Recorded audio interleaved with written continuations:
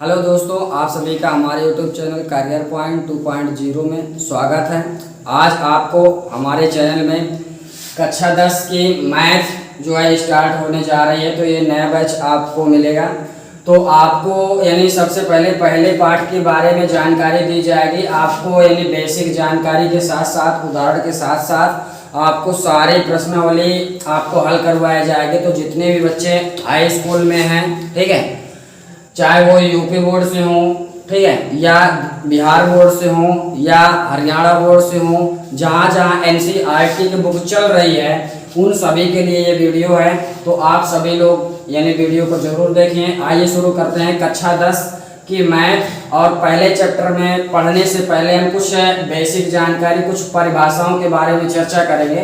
तो कक्षा 10 का पहला पाठ है वास्तविक संख्याएं, जिसको अंग्रेजी में रियल नंबर्स कहते हैं। आइए देखते हैं।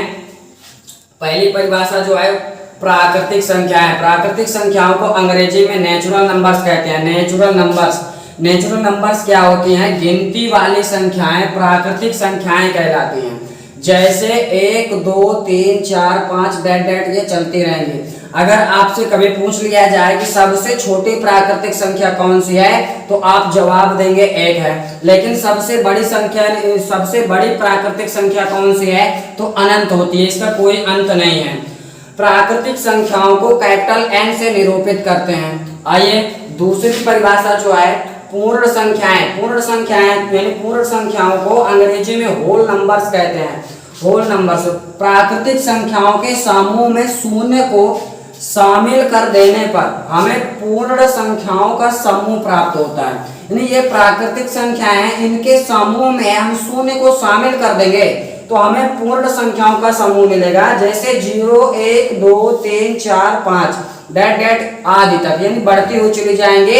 इसका कोई अंत नहीं है, ये बढ़ती ही चली जाएंगे। पूर्ण संख्याओं को कैपिटल W से निरूपित करते हैं। पूर्ण संख्याओं को कैपिटल W से हम निरूपित करते हैं। आइए अगली हेडिंग देखिए।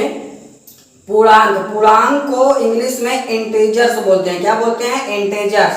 यानी पूर्ण संख्याओं के समूह में यदि प्राकृतिक संख्याओं के ऋणात्मक अंक शामिल यानी और मिला दिए जाएं, यानी प्राकृतिक संख्याओं के ऋणात्मक अंक और मिला दिए जाएं तो हमें पूर्णांकों का समूह प्राप्त होता है। किसका समूह प्राप्त होता है? पूर्णांकों का समूह प्राप्त होता है। जैसे यहाँ पे इसका कोई अंत नहीं, जैसे मान लीजिए इनफाइनाइट यहाँ पे होता है, तो यहाँ पे 5 से हम शुरू कर रहे हैं, -5 -4 -3 -2 -1 0 1 2 3 4 डैट ये इनफाइनाइट तक चलेगा। अब यहाँ पे पूर्णांकों को हम कैपिटल Z से निरूपित करते हैं। किससे निरूपित करते हैं? कैपिटल Z से निरूपित करते हैं। तो यानी पूर्णांक को कैपिटल Z से निरूपित करते हैं। और यहाँ पे देखिए शून्य से बड़े पूर्णांक जो होते हैं, शून्य से बड़े पूर्णांक जो होते हैं उनको धनात्मक पूर्णांक बोलते हैं, यानी पॉजिटिव इंटीजर्स बोलते हैं। शून्य से जो छोटे होते हैं इनको ऋणात्मक पूर्णांक बोलते हैं, यानी निगेटिव इंटीजर्स होते हैं। यानी ऋणात्मक पूर्णांक यानी निगेटिव इंटीजर्स। तो ये हमारी पहली परिभाषा हुई प्राकृतिक संख्या है। दूसरी परिभाषा पूर्ण संख्या है। तीसरी परिभाषा पूर्ण हैं शून्य से बड़े यानी शून्य से बड़ी संख्या जो होती है उनको धनात्मक पूर्णांक बोलते हैं, पॉजिटिव इंटीजर्स बोलते हैं। शून्य से जो छोटी संख्याएं होती हैं इनको ऋणात्मक पूर्णांक बोलते हैं, यानी नेगेटिव इंटीजर्स बोलते हैं। तो आई होप कि आपको ये सारी परिभाषाएं समझ में आएंगी। एक बार आप लोग इस पे स्क्रीनशॉट लीजिए, साइड हो जाते हैं। चलिए दोस्तों, अब अगली हेडिंग की तरफ चलते हैं। अगली परिभाषा है परिमेय संख्याएं। परिमेय संख्याओं को अंग्रेजी में रेशनल नंबर्स कहते हैं। परिमेय संख्याएं क्या होती हैं? जो संख्या P/Q के रूप में ना लिखी जा, यानी P/Q के रूप में लिखी जा सकते, यानी P/Q के रूप में लिखी जा सके, जहां P और Q पूर्णांक हो तथा Q बराबर शून्य ना हो, परिमेय संख्याएं कहलाती हैं। जैसे 0 ± का 1 ± का 2, ऐसी प्रक्रिया चलती रहेगी। 5/7 22/7 डैट ये अनंत तक होती हैं, बहुत सारी होती हैं। पांचवी हेडिंग अपरिमेय संख्याएं। अपरिमेय संख्याओं को इंग्लिश में इरेशनल नंबर्स बोलते हैं। ये क्या होती हैं? जो संख्या p बटा q के रूप में ना लिखी जा सके उन्हें अपरिमेय संख्याएं कहते हैं, यानी अपरिमेय संख्याएं कहलाती है। जैसे √3, √5, पाई आदि, ये अनंत तक होती हैं, बहुत सारी होती हैं। 6वीं हेडिंग वास्तविक संख्याएं को अंग्रेजी में हम रियल नंबर्स बोलते हैं, ठीक है, रियल नंबर्स बोलते हैं। ये क्या होती है? परिमेय तथा अपरिमेय संख्याओं के समूह को वास्तविक यानी परिमेय तथा अपरिमेय संख्याओं के समूह को वास्तविक संख्याएं कहलाती हैं। जैसे 0 ±1 ±2 √3 √5 आदि, यानी जितनी भी परिमेय संख्याएं होती हैं, अपरिमेय संख्याएं होती हैं, दोनों को अगर शामिल कर दिया जाए तो किसका निर्माण होता है? वास्तविक संख्याओं का निर्माण होता है। ये वास्तविक संख्याएं होती हैं। एक बात और है यहाँ पे याद करने वाली बात, पाई एक अपरिमेय संख्या है, यानी पाई जो है एक अपरिमेय संख्या है, लेकिन पाई का मान जो होता है, पाई का मान लगभग में 22/7 लिखा जाता है। तो ये 22/7 जो होता है ये एक परिमेय संख्या है, यानी 22/7 एक परिमेय संख्या है, लेकिन जो पाई होती है ना, ये एक अपरिमेय संख्या है। आइए दोस्तों देखते हैं आगे। आप लोग ये परिभाषा इसलिए हम यहाँ पे नोट करके आप लोगों को बता रहे हैं कि थोड़ा सा कम समय लगे और आप लोग पढ़ भी लें, इसीलिए आपको परिभाषा यहाँ पे लिख के हम बताते हैं। तो यहाँ पे आइए देखते हैं कैसे परिमेय संख्याओं को हम पता लगा सकते हैं। जैसे कोई भी संख्या हो जिसको हम p बटा q के फॉर्म में लिख सकते हैं। जैसे हमने 0 ले लिया, अब 0 के हर पे एक जो है छिपा होता है, 0 के हर पे एक छिपा होता है। अब ये p बटा q के फॉर्म में हो गए। अब यहाँ पे देखिए 0 को हम p बटा q के फॉर्म में लिख सकते हैं और q का मान जो है 0 नहीं, यानी q जो है वो 0 के बराबर नहीं है। इसका अर्थ ये हुआ कि 0 भी एक परिमेय संख्या है। इसी प्रकार -1 भी एक परिमेय संख्या है, +1 भी एक परिमेय संख्या है। अब यहाँ पे 5/7 जो लिखे हैं, ये 5/7 भी एक परिमेय संख्या है। लेकिन यहाँ पे याद करने वाली ये बात ये है कि यहाँ पे सारी की सारी परिमेय संख्याएं वास्तविक संख्याएं होती हैं और सारी की सारी अपरिमेय संख्याएं भी वास्तविक संख्याएं होती हैं।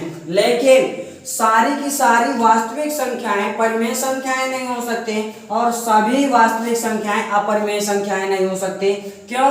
क्योंकि जो वास्तविक संख्या होगी वो परिमेय संख्या अपरिमेय संख्या नहीं हो सकती है। तो आई होप दोस्तों ये परिभाषा आपको समझ में आई होगी। तो आइए अगली परिभाषा की ओर हम लोग चलते हैं। प्रमेयिका, जिसे हम इंग्लिश में लेमा कहते हैं, ये प्रमेयिका क्या होती है? प्रमेयिका एक सिद्ध किया हुआ कथन होता है और इसे एक अन्य कथन को सिद्ध करने में प्रयोग किया जाता है। इसके बाद हमारी अगली परिभाषा आती है यूक्लिड विभाजन प्रमेयिका। यूक्लिड विभाजन प्रमेयिका को इंग्लिश में यूक्लिड डिवीजन लेमा कहते हैं। अब यहाँ पे इसकी परिभाषा क्या है? दो धनात्मक पूर्णांक a और b दिए रहने पर ऐसी अद्वितीय पूर्ण संख्याएं q और r विद्यमान हैं कि a बराबर bq धन r, जहां r 0 से छोटा या बराबर हो सकता है और r जो है ना b से छोटा होगा। इसको भी प्रूफ करके आपको बताते हैं। अगली हेडिंग है यूक्लिड विभाजन एल्गोरिथम। इसको इंग्लिश में यूक्लिड डिवीजन एल्गोरिथम कहते हैं। ये क्या होती है? दो धनात्मक पूर्णांकों, मान लीजिए c और d हमको दिए हैं, c जहां बड़ा है और d जो है छोटा है, इसका HCF ज्ञात करने के लिए इस विधि का प्रयोग किया जाता है, यूक्लिड विभाजन एल्गोरिथम विधि का। अगली हेडिंग है एल्गोरिथम। एल्गोरिथम को इंग्लिश में एल्गोरिथम ही कहते हैं। एल्गोरिथम सुपरिभाषित चरणों की एक श्रृंखला होती है जो विशेष प्रकार की समस्या को हल करने की एक प्रक्रिया या विधि प्रदान करती है। अब आइए दोस्तों आप लोग एक बार स्क्रीनशॉट ले लीजिए। इसके बाद आप लोगों को समझाते हैं यूक्लिड विभाजन प्रमेयिका होती क्या। देखिए बच्चों, यूक्लिड विभाजन प्रमेयिका समझने के लिए हमको एक उदाहरण लेना पड़ेगा। जैसे हमने 21 और 5 ले लिए, तो यहाँ पे देखो 21 जो है 5 से बड़ा है, तो 21 5 से बड़ा है, तो यूक्लिड विभाजन से 5 से 21 में हम इसको डिवाइड करेंगे, भाग देंगे। तो 5 चौक कितना होता है 20 होता है। ये क्या हो जाएगा कट जाएगा, हमारा शेषफल कितना आया 1 आया। अब ये जो बीच में संख्या लिखी होती है इसको हम लोग भाजक कहते हैं। क्या कहते हैं, भाज्य कहते हैं, भाज्य कहते हैं। और ये जो इधर संख्या लिखी हुई है इसको हम लोग भाजक कहते हैं। क्या कहते हैं, भाजक। और ये हमारा जो आया ना शेषफल आया, शेषफल, और सॉरी ये हमारा भागफल आया, भागफल, और ये हमारा शेषफल आया, शेषफल। तो इसको लिखेंगे कैसे, तो भाज्य भाज्य बराबर होता है यानी 21 बराबर हो जाएगा भाजक गुणे भागफल यानी 5 गुणे 4 और प्लस में शेषफल।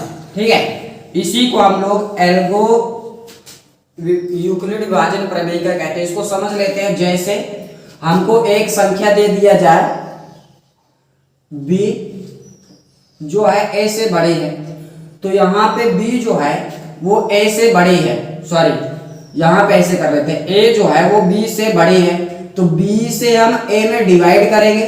जब b से हम a में भाग देंगे तो जाहिर सी बात है इसका कुछ भागफल आएगा। मान लो भागफल क्यों आएगा, भाग देने के बाद इसका शेषफल मान लो r आएगा। तो इसको हम किस प्रकार लिख सकते हैं, तो यहाँ पे हम लिख सकते हैं भाज्य यानी a बराबर बी क्यू, यानी यहाँ पे बी क्यू यानी भाजक गुणे भागफल धन शेषफल यानी r। अब यहाँ पे r क्या आ सकता है, शेषफल क्या आ सकता है, या तो भाजक से छोटा होगा, ठीक है, और या तो शून्य के से बड़ा या तो बराबर होगा, यानी ये हो सकता है। यानी r जो होगा वो शून्य से या तो बड़ा हो सकता है या तो इसके बराबर हो सकता है शून्य के, और किससे यानी भाजक से छोटा होगा। इसी प्रकार इसमें भी यानी यहाँ पे जो, चलो ठीक है, अब यहाँ पे शून्य जो है r से यानी r जो है शून्य से या तो बड़ा हो सकता है या तो इसके बराबर हो सकता है, लेकिन वो भाजक से हमेशा ही छोटा रहेगा। इसी प्रक्रिया को यानी हल करने के लिए यूक्लिड विभाजन एल्गोरिथ्म का प्रयोग किया जाता है, जिससे हम लोग HCF यानी हाईएस्ट कॉमन फैक्टर यानी मासा हल करेंगे। ठीक है, और ये एल्गोरिथ्म जो होती है ये चरणबद्ध तरीके से हम लोग हल करते रहते हैं। तो आई होप कि आज की ये वीडियो आप सभी लोगों को पसंद आई होगी। पसंद आई है तो हमारे चैनल को लाइक सब्सक्राइब कीजिए और अपनी पढ़ाई को पूरी करने के लिए हमारे साथ जुड़िए, क्योंकि कक्षा 10 का एक नया बैच मैथ का स्टार्ट हुआ है। आप लोगों को डेली कक्षा 10 में पढ़ाया जाएगा। तो अगली वीडियो हम बनाएंगे ये सभी एग्जाम्पल की।